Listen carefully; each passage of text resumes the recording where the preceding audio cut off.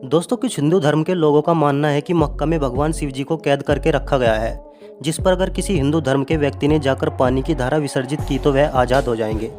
लेकिन वहीं दूसरी तरफ कुछ लोगों का मानना है कि जब मुस्लिम धर्म के लोग मक्का मदीना में हज के दौरान जिस शैतान को पत्थर मारते हैं वह कोई शैतान नहीं बल्कि भगवान शंकर का शिवलिंग है, और यही कारण है कि वहाँ पर किसी भी हिंदू धर्म के व्यक्ति को नहीं जाने दिया जाता। और अगर किसी तरह वहाँ पर कोई हिंदू धर्म का व्यक्ति चला भी जाता है तो उसे दंडित किया जा सकता है या फिर उसे जुर्माना भी देना पड़ सकता है। वहीं कुछ इतिहासकार लोगों का मानना है कि मुस्लिमों का सबसे बड़ा तीर्थ स्थल मक्का पहले मक्केश्वर महादेव का मंदिर था, जहां पर काले रंग का शिवलिंग विराजमान था जो आज भी खंडित अवस्था में वहां पर मौजूद है। बताया जाता है कि मक्का के काबा में जिस काले पत्थर की उपासना की जाती है, भविष्य पुराण में उसका उल्लेख मक्केश्वर के रूप में हुआ है, और इस्लाम के प्रसार से पहले इजराइल और अन्य यहूदियों द्वारा इसके पूजे जाने के भी प्रमाण मिलते हैं। लेकिन दोस्तों, इस बात में कितनी सच्चाई है इसके बारे में कुछ भी नहीं कहा जा सकता, यह एक अफवाह भी हो सकती है। अब दोस्तों, मक्का के काबा में भगवान शिव की कैद और उनके शिवलिंग के ऊपर पत्थर मारना, ये दोनों ही बातें बिल्कुल भी सच नहीं है, बल्कि सच कुछ और ही है जो आज हम आपको इस वीडियो के माध्यम से विस्तार से बताने वाले हैं। बस आपसे रिक्वेस्ट है कि वीडियो को स्किप न करके अंत तक जरूर देखना। दोस्तों, मुस्लिम समुदाय की हज यात्रा को सऊदी अरब में मक्का में शैतान को पत्थर मारने के बाद ही से पूरा माना जाता है। ईद उल जुहा के पर्व पर शैतान को पत्थर मारने की रस्म काफ़ी चुनौतीपूर्ण होती है, जहाँ पर मक्का के पास स्थित रमी जमारात में यह रस्म 3 दिन तक निभाई जाती है।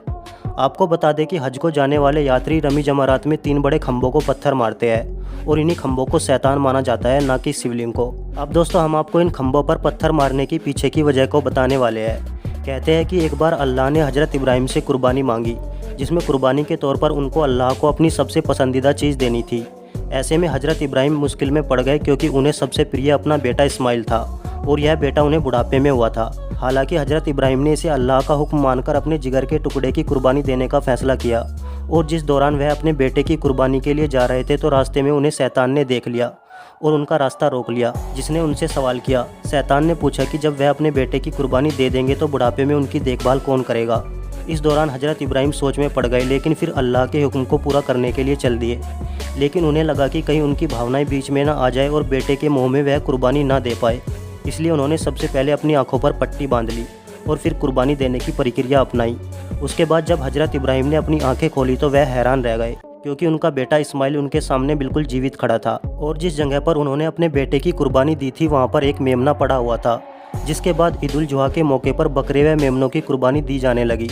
वहीं कुर्बानी के बाद रमी जमारात में शैतान को पत्थर मारने वाली रस्म के पीछे उस शैतान को दोषी माना जाता है, जिसने हजरत इब्राहिम को बहकाने की कोशिश की थी, और आज भी यह रस्म ऐसे ही निभाई जाती है। जिस बात से यह स्पष्ट होता है कि मक्का में शिवलिंग को नहीं बल्कि उस शैतान को पत्थर मारा जाता है, जिसने हजरत इब्राहिम को अल्लाह के प्रति बहकाने की कोशिश की थी। दोस्तों, मुस्लिम धर्म में मक्का मदीना बेहद महत्वपूर्ण और प्राचीन स्थल माना जाता है। इस्लाम धर्म में ऐसी मान्यता है कि मक्का मदीना मुस्लिम समाज के लिए जन्नत का दरवाज़ा है, जिसे केवल छू लेने मात्र से ही एक मुस्लिम शख्स के लिए जन्नत के रास्ते खुल जाते हैं। आपको बता दें कि मुस्लिमों का यह सबसे पवित्र धार्मिक स्थल मक्का मदीना सऊदी अरब में स्थित है, जहां हर साल पूरी दुनिया से लाखों की संख्या में मुस्लिम समाज के लोग मक्का मदीना में अपने गुनाहों की माफ़ी मांगने और जन्नत पाने की इच्छा से आते हैं। आप लोग इसे ऐसे समझ सकते हैं कि जिस तरह हिंदू धर्म के लोग 4 धाम की यात्रा के लिए जाते हैं, ठीक उसी तरह मुस्लिम धर्म के लोग मक्का हज करने के लिए जाते हैं। बताया जाता है कि मक्का में एक पवित्र काबा है, जिसका चक्कर लगाकर उसे छूने पर हज की यात्रा पूरी मानी जाती है। मक्का पहुंचने के लिए हज यात्रियों को सबसे पहले मक्का की राजधानी जेद्दा, या फिर यूं कहे कि वह बंदरगाह जहां से लोग मक्का में प्रवेश करते हैं, उसे पार करना होता है। आपको बता दें कि जेद्दा से मक्का जाने तक के पूरे रास्ते में हर तरह के नियम और निर्देशों का उल्लेख लिखा रहता है, जहां यह निर्देश सबसे पहले दिया जाता है कि काफिरों का मक्का में आने मना है। बता दें कि यहाँ काफिर शब्द का प्रयोग नास्तिक लोगों को दर्शाने के लिए किया जाता था। हालांकि बाद में काफिर शब्द की जगह नॉन मुस्लिम या गैर मुस्लिम शब्द का प्रयोग किया जाने लगा, और इस रास्ते में जितने भी निर्देश दिए जाते हैं वह अधिकतर अरबी भाषा में ही होते हैं, जहाँ पर हिंदू ही नहीं बल्कि ईसाई, यहूदी, पारसी या फिर यूँ कहें कि किसी गैर मुस्लिम धर्म का व्यक्ति प्रवेश नहीं कर सकता। दोस्तों, मुस्लिमों के सबसे बड़े तीर्थ स्थल मक्का मदीना में शिवलिंग होने की अफवाह सिर्फ आज से नहीं बल्कि कई सालों से सुनने को आती है। मक्का मदीना में शिवलिंग होने की बात कई इतिहासकारों ने अपनी पुस्तकों में भी लिखी है, जिसमें से एक रोमन इतिहासकार भी है। उन्होंने अपनी पुस्तक में स्पष्ट रूप से वर्णन किया है कि मक्का मदीना में पहले मक्केश्वर महादेव का मंदिर मौजूद था। यह उस समय की बात है जब मुस्लिम लोग वहां की इबादत नहीं किया करते थे, और यह वह समय था जब मक्का मदीना बना भी नहीं था। मक्का के बनने से पहले ही वहां पर मक्केश्वर की आराधना होती थी। ऐसा माना जाता है कि मक्का में 365 मूर्तियों की भी पूजा की जाती थी। लेकिन फिर बाद में इन मूर्तियों को हटा दिया गया था।